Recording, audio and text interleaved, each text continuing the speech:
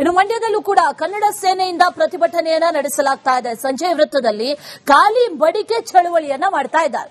ಖಾಲಿ ಕೊಡ ಭಾಗ್ಯ ಕೊಟ್ಟ ಸರ್ಕಾರ ಅಂತ ವ್ಯಂಗ್ಯ ಮಾಡ್ತಾ ಇದ್ದಾರೆ ಹೋರಾಟಗಾರರು. ಬೆಂಗಳೂರು ಮೈಸೂರು ಹಳೆ ಹೆದ್ದಾರಿ, ಆ ಹೆದ್ದಾರಿಯನ್ನ ತಡೆದು ಪ್ರತಿಭಟನೆಯನ್ನ ನಡೆಸ್ತಾ ಇದ್ದಾರೆ. ಕಬ್ಬು ಭತ್ತ ಬೆಳೆಯುವ ಕಡೆ ಹುರುಳಿ ಭಾಗ್ಯ ಕೊಟ್ಟಿದ್ದೀರಿ, ಹುರುಳಿ ಕಾಳು ತೋರಿಸಿ ಸರ್ಕಾರದ ವಿರುದ್ಧ ಕಿಡಿಕಾರ್ತಾ ಇದ್ದಾರೆ. ಬಡಿಕೆ ಚಳವಳಿಯನ್ನ ನಡೆಸ್ತಾ ಇದ್ದಾರೆ ಹೋರಾಟಗಾರರು. ಅಂದ್ರೆ ಖಾಲಿ ಕೂಡ ನಾವು ಸಿಕ್ಕಿದ್ದು, ನೀರು ಸಿಕ್ಕಿಲ್ಲ, ಸರ್ಕಾರ ನಮಗೆ ಅನ್ಯಾಯವನ್ನ ಮಾಡ್ತಾ ಇದೆ ಅನ್ನುವಂತಹ ನಿಟ್ಟಿನಲ್ಲಿ ಈಗ ಪ್ರತಿಭಟನೆಯನ್ನ ನಡೆಸ್ತಾ ಇದ್ದಾರೆ. ರೀತಿಯಲ್ಲಿ ಪ್ರತಿಭಟನೆಯನ್ನ ಮಂಡ್ಯದಲ್ಲಿ ನಡೆಸಲಾಗ್ತಾ ಇದೆ. ಕರ್ನಾಟಕ ಬಂದ್ಗೆ ಬೆಂಬಲ ವ್ಯಕ್ತಪಡಿಸಿ ಮಂಡ್ಯದಲ್ಲಿ ವಿವಿಧ ಸಂಘಟನೆಗಳಿಂದ ಪ್ರತಿಭಟನೆ ಆರಂಭ ಆಗಿದೆ. ಮಂಡ್ಯದ ಸಂಜೆ ವೃತ್ತದಲ್ಲಿ ಪ್ರತಿಭಟನೆ ನಡೀತಾ ಇರುವಂತಹ ದೃಶ್ಯ ಕೂಡ ಗಮನಿಸಬಹುದು. ಖಾಲಿ ಮಡಿಕೆಯನ್ನು ಹಿಡಿದು ಆಕ್ರೋಶವನ್ನು ವ್ಯಕ್ತಪಡಿಸಲಾಗ್ತಾ ಇದೆ. ಸಿಡಬ್ಲ್ಯೂಆರ್ಸಿ ಸಿಡಬ್ಲ್ಯೂಎಂಎ ಅವೈಜ್ಞಾನಿಕವಾಗಿ ಆದೇಶ ನೀಡಿದೆ. ಇದರಿಂದ ಕಾವೇರಿ ಕೊಳದ ರೈತರು ಹಾಗೂ ಜನರು ಸಂಕಷ್ಟಕ್ಕೆ ಸಿಲುಕುವಂತಹ ಪರಿಸ್ಥಿತಿ ಎದುರಾಗಿದೆ. ರಾಜ್ಯ ಸರ್ಕಾರ ಯಾವುದೇ ಕಾರಣಕ್ಕೂ ಕೂಡ ತಮಿಳುನಾಡಿಗೆ ನೀರನ್ನ ಬಿಡಬಾರದು. ಒಂದ್ ವೇಳೆ ನೀರು ಬಿಟ್ರೆ ನಮಗೆ ಖಾಲಿ ಮಡಕೆ ರೀತಿ ಪರಿಸ್ಥಿತಿ ಎದುರಾಗುತ್ತೆ, ಆ ರೀತಿಯ ಅಣೆಕಟ್ಟೆಗಳ ಪರಿಸ್ಥಿತಿ ಬರುತ್ತೆ. ಹಾಗಾಗಿ ಯಾವುದೇ ಕಾರಣಕ್ಕೂ ಕೂಡ ತಮಿಳುನಾಡಿಗೆ ನೀರು ಬಿಡಬಾರದು ಅಂತ ಹೇಳಿ ಆಕ್ರೋಶವನ್ನು ವ್ಯಕ್ತಪಡಿಸ್ತಾ ಇರುವಂತದ್ದು. ಕಾವೇರಿ ಕೊಳ್ಳದಲ್ಲಿ ಸಂಕಷ್ಟ ಎದುರಾಗುತ್ತೆ, ಹಾಗಾಗಿ ದೃಢ ನಿರ್ಧಾರವನ್ನ ಸಿಎಂ ಡಿಕೆ ಶಿವಕುಮಾರ್ ತೆಗೆದುಕೊಳ್ಬೇಕು ಅನ್ನೋ ಒಂದು ಆಗ್ರಹ ಮಾಡ್ತಾ ಇರುವಂತದ್ದು. ಡೀಟೇಲ್ಸ್ ಅನ್ನ ಕೊಡ್ತಾ ಇದ್ರು, ಗಮನಿಸ್ತಾ ಇದ್ವಿ ಯಾವ ರೀತಿ ಪ್ರತಿಭಟನೆಯನ್ನ ನಡೆಸ್ತಾ ಇದ್ದಾರೆ ಅನ್ನುವಂಥದ್ದನ್ನ. ಪ್ರತಿಭಟನೆಯ ಬಿಸಿ ಹೆಚ್ಚಾಗ್ತಾ ಇದೆ. ಮೊನ್ನೆಯೂ ಕೂಡ ಮಂಡ್ಯದಲ್ಲಿ ಪ್ರತಿಭಟನೆಯನ್ನ ನಡೆಸ್ತಾ ಇದ್ರು. ಮಂಡ್ಯ ಭಾಗದ ಜನರು ಈಗಾಗಲೇ ಅಕ್ಷರಶಃ ಪ್ರತಿಭಟನೆಯನ್ನ ಬಹಳ ಉಗ್ರ ಸ್ವರೂಪದಲ್ಲಿ ಮಾಡ್ತಾ ಇದ್ರು. ಅನೇಕ ದಿನಗಳಿಂದಲೂ ಕೂಡ ಈ ಆದೇಶ ಬಂದ ನಂತರದಲ್ಲಿ ಅನೇಕ ದಿನಗಳಿಂದಲೂ ಪ್ರತಿಭಟನೆಯನ್ನ ನಡೆಸ್ತಾನೆ ಇದ್ದಾರೆ. ಈಗ ಈ ಪ್ರತಿಭಟನೆ ಮತ್ತೊಂದು ಸ್ವರೂಪವನ್ನ ಪಡೆದುಕೊಳ್ತಾ ಇದೆ. ಖಾಲಿ ಕೊಡವನ್ನ ಹಿಡಿದು ಪ್ರತಿಭಟನೆಯನ್ನ ನಡೆಸ್ತಾ ಇರೋದು, ಖಾಲಿ ಮಡಿಕೆಯನ್ನ ಹಿಡಿದು, ಜೊತೆಗೆ ಹುರುಳಿಕಾಳನ್ನ ಹಿಡಿದು ನಮಗೆ ಅನ್ಯಾಯ ಆಗಿದೆ, ನಮಗೆ ಬೆಳೆಯೋದಕ್ಕೆ ನೀರಿಲ್ಲ, ಕುಡಿಯೋದಕ್ಕೂ ನೀರಿಲ್ಲ ಅನ್ನುವಂಥದ್ದನ್ನ ಸಾಂಕೇತಿಕವಾಗಿ ತೋರಿಸುವಂತಹ ನಿಟ್ಟಿನಲ್ಲಿ ಪ್ರತಿಭಟನೆಯನ್ನ ನಡೆಸಲಾಗ್ತಾ ಇದೆ. ಡೀಟೇಲ್ಸ್ ಅನ್ನ ಕೊಡ್ತಾರೆ ನಮ್ಮ ಪ್ರತಿನಿಧಿ ಆನಂದ್, ನೇರ ಸಂಪರ್ಕದಲ್ಲಿ ಜಾಯಿನ್ ಆಗಿದ್ದಾರೆ. ಆನಂದ್, ನಿನ್ನೆ ಮೊನ್ನೆಯೂ ಕೂಡ ಮಂಡ್ಯದಲ್ಲಿ ಪ್ರತಿಭಟನೆ ಬಹಳ ಜೋರಾಗಿ ನಡೀತಾ ಇತ್ತು. ಅಪ್ಪಿಕೋ ಚಳವಳಿಯನ್ನ ಮಾಡಿದ್ರು. ಇವತ್ತು ಕೂಡ ವಿನೂತನ ರೀತಿಯಲ್ಲಿ ಪ್ರತಿಭಟನೆಗಳು ನಡೀತಾ ಇದೆ. ಸದ್ಯಕಾಲೀನ ಚಿತ್ರಣ ಯಾವ ರೀತಿಯಾಗಿದೆ, ಮುಂದಿನ ಹಂತದಲ್ಲಿ ಈ ಪ್ರತಿಭಟನೆ ಯಾವ ಸ್ವರೂಪಕ್ಕೆ ಹೋಗಬಹುದು, ಡೀಟೇಲ್ಸ್ ಕೊಡೋದಾದ್ರೆ?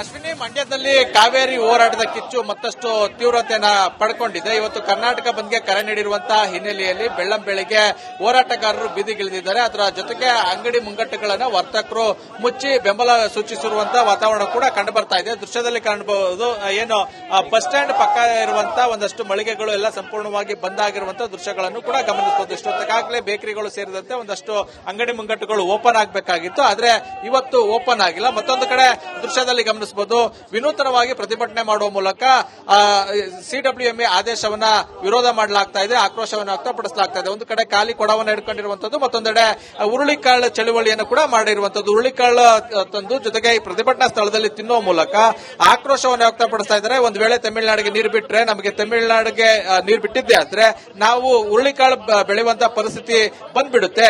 ಕನ್ನಂಬಾಡಿ ಅಣೆಕಟ್ಟೆ ನಿರ್ಮಾಣ ಆಗೋಕ್ಕೂ ಮೊದಲೇ ನಮ್ಮ ಮಂಡ್ಯ ಪರಿಸ್ಥಿತಿ ಹುರುಳಿಕಾಳನ್ನ ಬೆಳ್ಕೊಂಡು ತಿನ್ನುವಂತ ಪರಿಸ್ಥಿತಿ ಇತ್ತು. ಆ ಅಣೆಕಟ್ಟೆ ನಿರ್ಮಾಣ ಆದ ಬಳಿಕ ಏನು ನಮಗೆ ಅನ್ನ ಬೆಳೆಯುವಂತದ್ದು ಅಂದ್ರೆ ಅಕ್ಕಿ ಬೆಳೆಯುವಂತ ಅವಕಾಶ ಸಿಕ್ಕಿತ್ತು, ಭತ್ತ ಬೆಳೆಯುವಂತ ಅವಕಾಶ ಸಿಕ್ಕಿತ್ತು. ಈಗ ಅಣೆಕಟ್ಟೆ ಇದ್ರೂ ಕೂಡ ತಮಿಳುನಾಡಿಗೆ ಒಂದೊಮ್ಮೆ ನೀರು ಬಿಟ್ರೆ ನಮ್ಮ ಪರಿಸ್ಥಿತಿ ಮತ್ತೆ ಅಣೆಕಟ್ಟೆ ನಿರ್ಮಾಣ ಆಗೋಕ್ಕೂ ಮೊದಲು ಹೇಗಿತ್ತು ಆ ರೀತಿ ಒಂದು ಬರ ಪರಿಸ್ಥಿತಿ ಬಂದ್ಬಿಡ್ತದೆ. ಒಂದು ಆಕ್ರೋಶವನ್ನು ವ್ಯಕ್ತಪಡಿಸ್ತಾ ಇರುವಂತದ್ದು ಪ್ರತಿಭಟನಾಕಾರರಿದ್ದಾರೆ, ಅವ್ರನ್ನ ಮಾತಾಡಿಸ್ತೀನಿ. ಸರ್, ಒಂದ್ ಕಡೆ ಹುರುಳಿಕಾಳು ಪ್ರತಿಭಟನೆ, ಮತ್ತೊಂದೆಡೆ ಖಾಲಿ ಮಡಕೆ ಹಿಡ್ಕೊಂಡಿದ್ದೀರಿ. ಸರ್, ಹಿಂದೆ ಒಬ್ಬರು ಮುಖ್ಯಮಂತ್ರಿಯವರು ಮಂಡ್ಯ ಜಿಲ್ಲೆಗೆ ಹುರುಳಿಕಾಳು ತಿನ್ನಿಸ್ತೀವಿ ಅಂತ ಹೇಳಿದ್ರು. ಆ ಪರಿಸ್ಥಿತಿ ಈಗ ಬಂದು ಹೋಗ್ತಾ ಇದೆ. ಕಾರಣ ಏನು ಅಂದ್ರೆ ಈ ಸರ್ಕಾರ ಮಳೆ ಬೀಳ್ತಾ ಇಲ್ಲ. ಮಳೆ ಬೀಳದೇ ಇರೋದ್ರಿಂದ ನೀವು ಯಾವುದೇ ಕಾರಣಕ್ಕೂ ಬೆಳೆ ಒಡ್ಬೇಡಿ ಅಂತ ಹೇಳಿದ್ರು. ನಾವು ಬೆಳೆ ಒಡ್ಬೇಡಿ ಅಂತ ಹೇಳಿದಾಗ ಕಷ್ಟಪಟ್ಟು ಹೆಂಗೋ 109 ಅಡಿ ನೀರು ಶೇಖರಣೆ ಆಯ್ತು. 109 ಅಡಿ ಶೇಖರಣೆ ಆದಾಗ ಈಗ ಈ ಸರ್ಕಾರ ಸಿಡಬ್ಲ್ಯೂಆರ್ಸಿ ಮತ್ತು ಸಿಡಬ್ಲ್ಯೂಎಂಎ ಏನು 12,000 ಕ್ಯೂಸೆಸ್ ನೀರನ್ನ ಪ್ರತಿದಿನ ತಮಿಳುನಾಡಿಗೆ ಬಿಡಬೇಕು ಅಂತ ಆದೇಶ ಮಾಡಿದೆ. ಈ ಆದೇಶವ ಸರ್ಕಾರ ನಮ್ಗೆ ಬೆಳೆ ಬೆಳಿಬೇಡಿ ಅಂತ ಹೇಳಿದ್ರು. ಆ ರೀತಿ ಇದಕ್ಕೆ ತಮಿಳುನಾಡಿಗೆ ನೀರು ಕೊಡಬೇಡಿ ಅಂತ ನಾವು ಅವ್ರಿಗೆ ಹೇಳ್ತಾವೆ. ಯಾವುದೇ ಕಾರಣಕ್ಕೂ ರೈತರಿಗೆ ಹಿತ ಕಾಪಾಡಬೇಕು, ನಮಗೆ ಮರಣ ಶಾಸನ ಬರಿಬೇಡಿ ಅಂತ ಈ ಮೂಲಕ ಸರ್ಕಾರಕ್ಕೆ ಮನವರಿಕೆ ಆಗುವಂಗೆ ಎಚ್ಚರಿಕೆ ಕೊಡ್ತಾವೆ ಸರ್. ಆದ್ರೆ ಯಾವುದೇ ಕಾರಣಕ್ಕೂ ಕೂಡ ತಮಿಳುನಾಡಿಗೆ ನೀರು ಬಿಡಬಾರದು, ನೀರು ಬಿಟ್ಟರೆ ನಮ್ಮ ಪರಿಸ್ಥಿತಿ ಸಂಪೂರ್ಣವಾಗಿ ಹದಗೆಡುತ್ತೆ ಅನ್ನೋ ಒಂದು ಆಕ್ರೋಶವನ್ನು ಹೊರಹಾಕ್ತಾ ಇರುವಂತದ್ದು. ಇನ್ನು ಸಾಕಷ್ಟು ಪ್ರತಿಭಟನಾಕಾರರಿದ್ದಾರೆ, ಅವ್ರನ್ನ ಮಾತಾಡಿಸ್ತಾ ಹೋಗ್ತೀನಿ. ಸರ್, ಪ್ರತಿಭಟನೆಯಲ್ಲಿ ಭಾಗಿಯಾಗಿದ್ದೀರಿ, ಕೈಯಲ್ಲಿ ಉಳ್ಳಿಕಲ್ಲು ಇಟ್ಕೊಂಡಿದ್ದೀರಿ.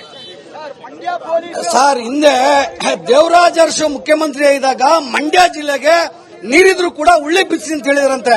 ಇವತ್ತು ಈ ರಾಜ್ಯದ ಭ್ರಷ್ಟ ಮುಖ್ಯಮಂತ್ರಿ ಡಿ.ಕೆ. ಶಿವಕುಮಾರ್ ಅವರು ಅವ್ರ ಹೆಜ್ಜೆನೆ ತುಳಿತಾ ಇದ್ದಾರೆ. ಮಾತೆತ್ರ ನನ್ನ ಬಂಗಾರಪ್ಪನವ್ರ ಶಿಷ್ಯ ಅಂತ ಹೇಳ್ತಾರೆ. ನಾವಾದ್ರೂ ಈ ರಾಜ್ಯದ ಮುಖ್ಯಮಂತ್ರಿಗೆ ಆಗ್ರಹ ಮಾಡ್ತೀವಿ, ನೀವು ಬಂಗಾರಪ್ಪ ಮೇಲೆ ಗೌರವ ಇದ್ರೆ ದಯಮಾಡಿ ತತ್ಕ್ಷಣ ನೀರು ನಿಲ್ಲಿಸಿ. ಬಂಗಾರಪ್ಪನವರು ಮುಖ್ಯಮಂತ್ರಿ ಆಗಿದಾಗ ಏನ್ ಈ ಪ್ರಾಧಿಕಾರದ ಆದೇಶವನ್ನ ಧಿಕ್ಕರಿಸಿದ್ರು. ನೀವು ಬಂಗಾರಪ್ಪನ ಶಿಷ್ಯನೇ ಆಗಿದ್ರೆ ದಯಮಾಡಿ ಪ್ರಾಧಿಕಾರ ಆದೇಶ ಧಿಕ್ಕರಿಸಿ. ಇಲ್ಲ ಅಂದ್ರೆ ಇವತ್ತು ನೋಡಿ, ಇವತ್ತು ಮಡಕೆ ಚಳವಳಿ, ಉಳ್ಳಿಕಾಳು ಚಳವಳಿ ಮಾಡಿದ್ವಿ. ಮುಂದಿನ ದಿನಗಳಲ್ಲಿ ಮಂಡ್ಯ ಜಿಲ್ಲಾ ಜನತೆಗೆ ಬರೀ ಉಳ್ಳಿಕಾಳು ಹೆಚ್ಕೊಂಡು ತಿನ್ನುವಂತ ಪರಿಸ್ಥಿತಿ, ಖಾಲಿ ಮಡಕೆ ಪರಿಸ್ಥಿತಿ ಬಂದಿದೆ ಅಂತ ಹೇಳಿ ನಾವು ಆಗ್ರಹ ಮಾಡ್ತಾ ಇದೀವಿ. ಈ ಕಡೆ ದೃಶ್ಯದಲ್ಲಿ ಗಮನಿಸಬಹುದು, ಕರವೇ ಕೂಡ ಈ ಒಂದು ಹೋರಾಟಕ್ಕೆ ಬೆಂಬಲ ನೀಡಿರುವಂತದ್ದು. ಶಿವರಾಮೇಗೌಡರ ಬಣ ಕೂಡ ಈ ಹೋರಾಟಕ್ಕೆ ಬೆಂಬಲ ನೀಡಿರುವಂತದ್ದು. ಮತ್ತೊಂದು ಕಡೆ ಇವತ್ತಿನ ಕರ್ನಾಟಕ ಬಂದ್ಗೆ ಅಂದ್ರೆ ಕರವೇ ಶಿವರಾಮೇಗೌಡರ ಬಣ ಮಂಡ್ಯದಲ್ಲಿ ಬೆಂಬಲ ನೀಡುವ ಮೂಲಕ ಬಂದನ್ನು ಯಶಸ್ವಿಗೊಳಿಸುವ ನಿಟ್ಟಿನಲ್ಲೂ ಕೂಡ ಮುಂದಾಗಿರುವಂತದ್ದು. ಸರ್, ಏನ್ ಹೇಳ್ತೀರಿ? ಸರ್, ಈ ಜಿಲ್ಲೆ ಹಿತ ಮುಖ್ಯ, ಹಾಗಾಗಿ ನಾವು ಈ ಹೋರಾಟವನ್ನ ನಿರಂತರವಾಗಿ ಇಟ್ಕೋಬೇಕಾಗಿದೆ. ಯಾಕೆಂದ್ರೆ ಇವತ್ತು ನಮಗೆ 1924ರಿಂದ ಈಚೆಗೆ ಏನು ನಮಗೆ ಎಲ್ಲಾ ರಾಜಕೀಯ ಪಕ್ಷಗಳು ಆಡಳಿತ ನಡೆಸುತ್ತವು ತಮಿಳುನಾಡು ನೀರು ಬಿಟ್ಟಂತದ್ದೇ. ಅದಕ್ಕೆ ಸಮಗ್ರವಾದಂತ ತನಿಖೆಯನ್ನ ಜವಾಬ್ದಾರಿಯುತವಾಗಿ ರಾಜಕಾರಣಿಗಳು ಮಾಡ್ತಾ ಇಲ್ಲ. ಜೊತೆಗೆ ಏನು ಅಂದ್ರೆ ಕುಡಿಯುವ ನೀರು ರಿಯಲ್ ಎಸ್ಟೇಟ್ ಮಾಡ್ತಾ ಇದ್ದೀವಿ. ಜಿಲ್ಲೆಲೇ ಇವತ್ತು ನಮಗೆ ಸೂಳೆಕೆರೆಗೆ ನೀರಿಲ್ಲ.